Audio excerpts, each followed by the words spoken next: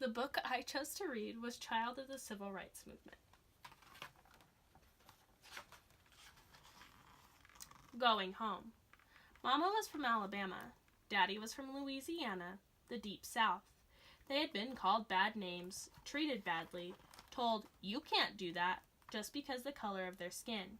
They grew up with Jim Crow, laws that said black people had to sit in the back of the bus, the last car of the train, the balcony of the movie theater, laws that said black people couldn't vote.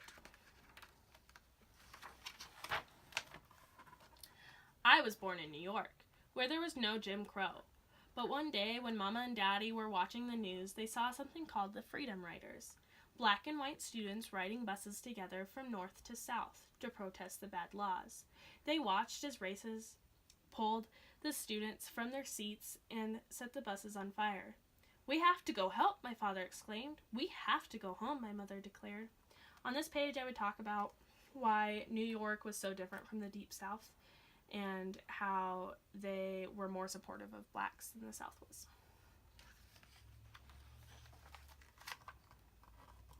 So, Mama and Daddy packed up their 3 little girls, Adrena, Lisa, and me, and we went back to Georgia, back to where Jim Crow, where whites could but blacks couldn't, back to where the heart of the civil rights movement.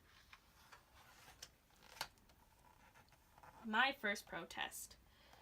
In our new home in Atlanta, Jim Crow was everywhere. At first, I thought Jim Crow was a big black crow that squawked wherever a black person tried to get into a good seat. Squawk, squawk, you can't sit there. But really, he was a white man who lived long ago. He painted his face black and made fun of African Americans. He didn't sound very nice to me. I guess that's why they named the laws after him, because they weren't very nice either. On this page, I'd say, I like that she sees Jim Crow as a big crow. The analogy that she uses with Jim Crow, I think, is really powerful here.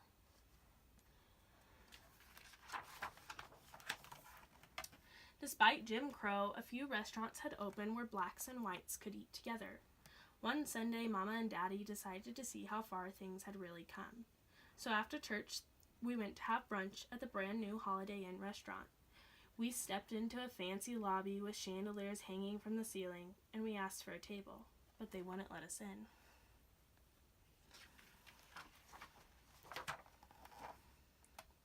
We looked at all the empty tables with white tablecloths and the few white faces that stared at us in horror. All we wanted was to sit down and eat. I was so hungry that I started crying, but they wouldn't let us in. "My baby's hungry," Mama said. While I kept crying louder and louder, Mama and Daddy didn't try to stop me. They simply sat me down and let me cry. And did I ever! I screamed at the top of my lungs, my very first protest, my own little sit-in, but they still wouldn't let us in.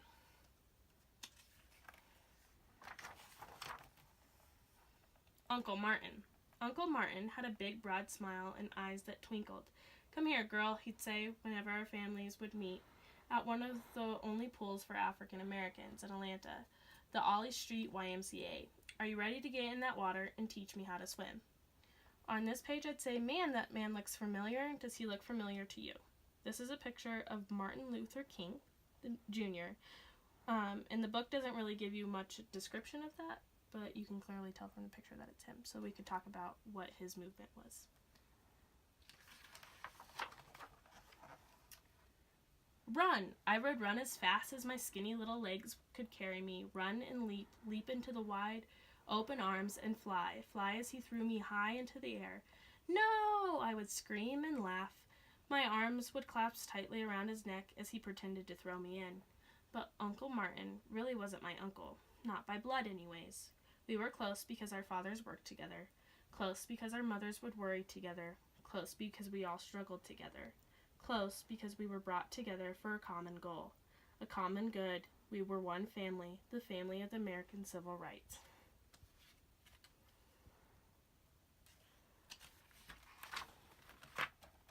The civil rights family. Like all families, we'd have dinner together, and since there were so few restaurants that served African Americans, we'd often eat at a friend's houses. We might walk around the corner to Uncle Ralph's and Aunt Junta's, or to Uncle Martin's and Aunt Corita's, or anyone who would come to our house. One night, when it was our turn to host, I sat under the kitchen table, watching and listening, watching the folks in the dining room, listening to the booming voices, sometimes angry, sometimes very angry. We were talking about Salina, Alabama, where, as in most cities in the South, blacks had been denied the right to vote. They were organizing a huge march to protest from Selma to Montgomery, where they had already marched twice before, and twice before they had been beaten back. On this page, I would ask, why might the voices be very angry at times? This allows the students to talk about what was happening with the civil rights movement and what they know about it. At once, I thought that they sounded like a lot of instruments tuning before a concert. Blackwell, the professor, was like a trombone, so smooth, clearly presenting the facts. Horsey rambled around the kitchen in his overalls, tooting like a tuba. I was in Salem last time, and we've got to go back. Let's wait, Daddy said, the mellow saxophone of reason. I flinched when Big Gordon stood up. He was a huge frame towering above everyone else. That ain't right, Andy, he boomed like a bass drum. We gotta go help those folks now. Uncle Ralph agreed, and his voice rising melodically above the horns and drums like a violin. Then Aunt Dorothy's sweet soprano joined in. We've got to get the youngest people involved, she sang. If we can't go to Vietnam to fight, then we can fight at home. Mama's toot chimed in from the kitchen, reminding the men that the women would be the key to any march success. Meanwhile, Uncle Martin sat silent and listened to the orchestra play.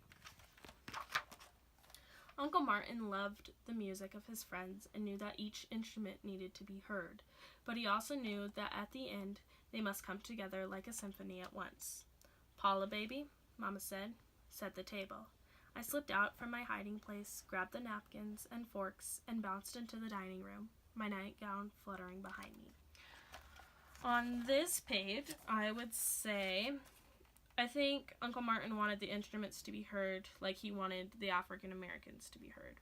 I think this ties very well to the civil rights movement, not only because she was describing the African Americans as instruments, but also that he wanted them to be heard. The discussion continued as passionately as before, but as I sat each plate, the person seated paused, looked at me, and smiled, patted my head, or gave me a gentle hug. Dinner's ready, Mama called, carrying in a large dish of macaroni and cheese. Let me help you, Jean. Aunt Dorothy volunteered and went to get the bowl of green beans and a pitcher of sweet tea. In the kitchen, Andrea grabbed the baked chicken and marched in first. As always, Lisa came next, carrying a big, beautiful salad, and I got the basket of cornbread. Some time later, when everyone was done, there was hugs and kisses, and I'm so full I can't walks, and cravings about the macaroni and cheese, which seemed to have come from a magic pot that filled up every time you scooped some of the creamy casserole into a plate. No matter how many people came to dinner, there was always enough to go around, enough to strengthen, enough to comfort the family of the civil rights movement.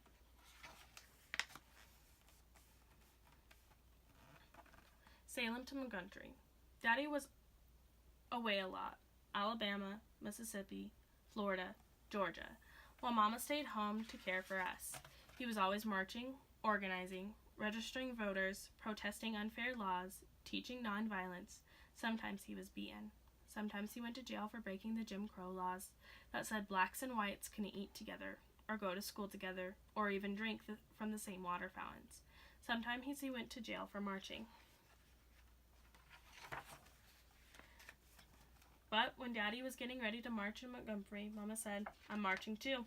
So they packed up their 3 little girls, and we headed to Salem. We gathered at Brown Chapel AME Church the next morning with thousands of others. I looked around and saw so many different kinds of people, black and white, old and young, rich and poor. There were Jewish rabbis, Catholic priests, and lots of Baptist ministers. There were even a man with one leg who was called Sunshine. There were people from the south and people from the north. One group had come all the way from Hawaii, and they handed out leis to the leaders. Excitement flashed through the air like lightning. Then Uncle Martin linked his arms with the priest and extended his hand to Aunt Coretta, as if to ask her to dance, and the march was on. Since I was only 4 years old, I could only walk for a little while. Mama carried me until she got tired, and then passed me from aunt to uncle to aunt. Lisa was 8, still small enough to ride on Daddy's shoulders as he jogged up and down the long line of marchers, shouting at us to pick up the pace, or starting a song to keep our spirits high. He ran up and down that long line so many times he said he'd march from Salem to Montgomery 10 times that week. Andrea was 10 years old, and she marched proudly that day. "Do you want to ride?" Mama asked, offering to put her on one of the carts that followed behind, for old folks and young folks and just plain tired folks. "No, I want to march," she answered firmly. That night I fell asleep in Mama's arms. When I woke up, I was at my grandparents' house, not far from Salem. Andrea, Lisa, and I spent the rest of the week there, while Mama and Daddy continued on.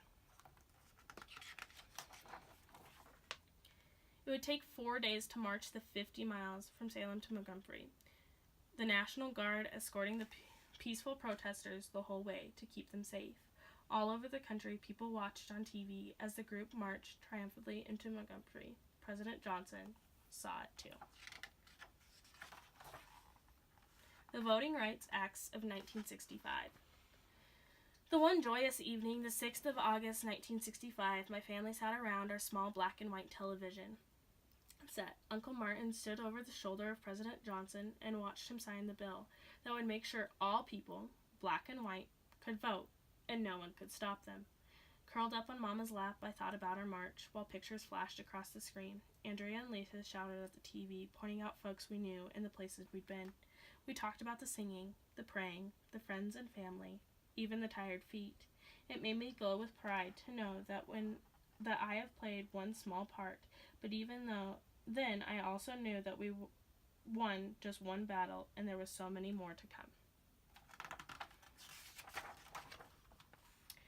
And one day, when Mama and Daddy were too tired to march, too weary to carry us on their shoulders, too exhausted to fight another battle, the baton would pass to us, and that we would march on, children of the civil rights movement.